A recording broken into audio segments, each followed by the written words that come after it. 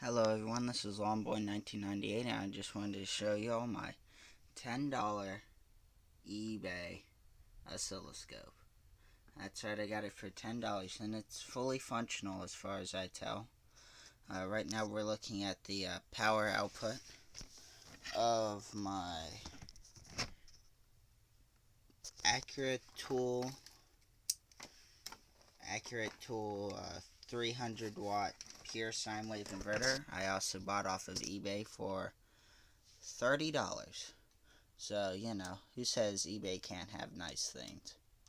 But I was actually surprised when I got this today to find out that it actually is a pure sine wave.